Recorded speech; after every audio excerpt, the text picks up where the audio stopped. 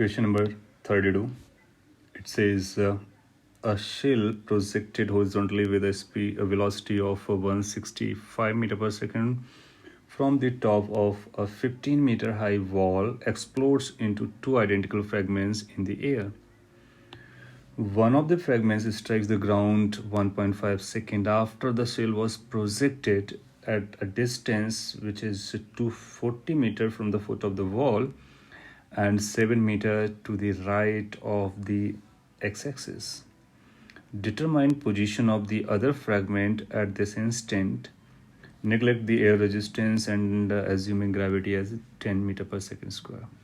Now this is x-axis, this is y-axis, this is z-axis, and this is the height from where it is being projected horizontally. So it's going to fall in this manner normally if it is not exploding. So what happens? It explodes somewhere in the midway, somewhere on the path.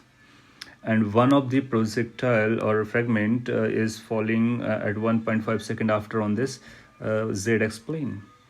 In this z-x plane, x coordinate from this origin, if we consider this point, then this is going to be 240 meter and 7 meter right of the x-axis. That means along the z direction. So we need to find the position of the another fragment. U is initial velocity is known to us. So first let's check where the center of mass is going to be.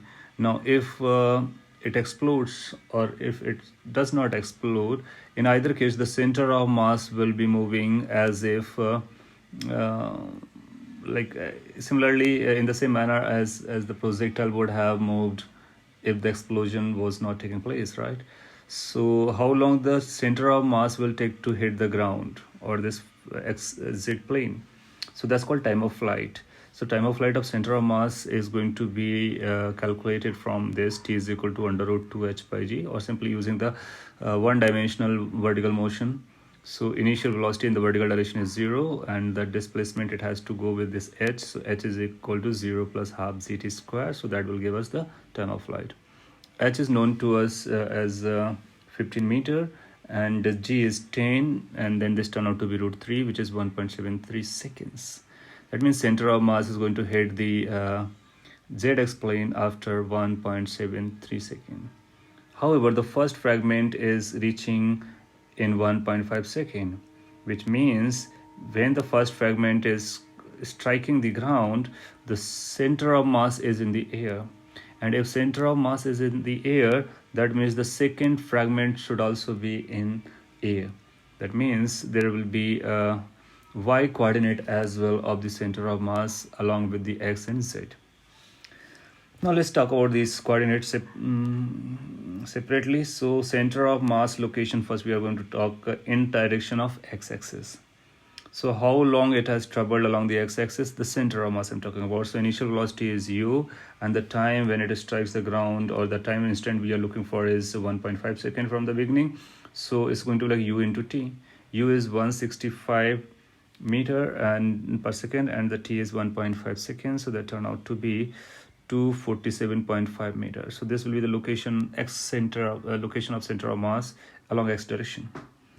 Now similarly, YCM, we can talk about YCM during this time is going to be given as this y is equal to, now this is the origin, let's consider, and this is the point from where we are projecting.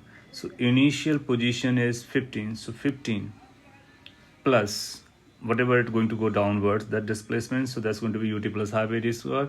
U is 0 and this is downwards, so minus half gt square. T is 1.5, so we can write like 15 minus half gt square, and after simplification it's came out to be 15 minus 11.25, which is basically 3.75 meter. That means the center of mass is above this z-x plane by 3.75 meter at the instant the first fragment hit the ground. Okay, now what will be the ZCM? ZCM, center of mass, z coordinate. You'll find if you look at the center of mass will be moving in this xy plane only. It won't get disturbed towards positive or negative z axis. So ZCM is going to remain 0 for the center of mass, right? So these are the center of mass locations at the instant t equal to 1.5 second from the projection.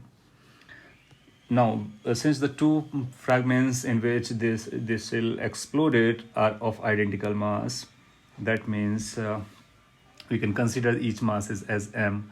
Axiom can be written as m1 x1 plus m2 x2 divided by m1 plus m2, and m1 and m2 are both are identical. So this could be written as like x1 plus x2 is equal to 2 axiom. Now x1, x2, these are the positions of the two fragments. First fragment is hitting 240 meters, so that is 240 meter. X2 is the x coordinate of the second fragment, which we are interested in. Axiom is, we have calculated as 247.5 meter, so multiplying by 2, so this simplification leads to x2 is equal to 255 meter. That means the x coordinate of the second fragment is going to be 255 meter. Similarly, YCM is going to be m1 y1 plus m2 y2 divided by m1 plus m2. Again, m1 m2 are identical, which leads to y1 plus y2 must be equal to 2 YCM. Y1 is the y coordinate of the first fragment. When it hits the ground, that means y1 is 0.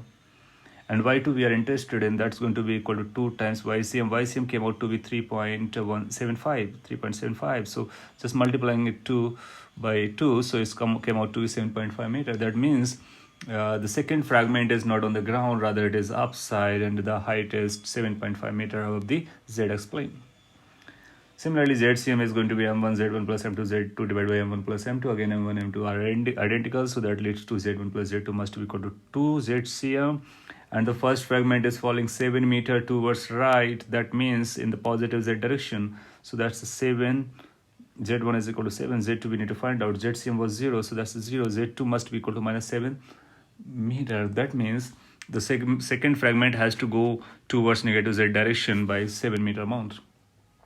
Thus we got to know x2, y2 and z2. These are the coordinates of other fragment, that means second fragment. So final answer is 255 meter, 7.5 meter, minus 7 meter. These are the position coordinates of the second fragment. So position of the second fragment is going to be this.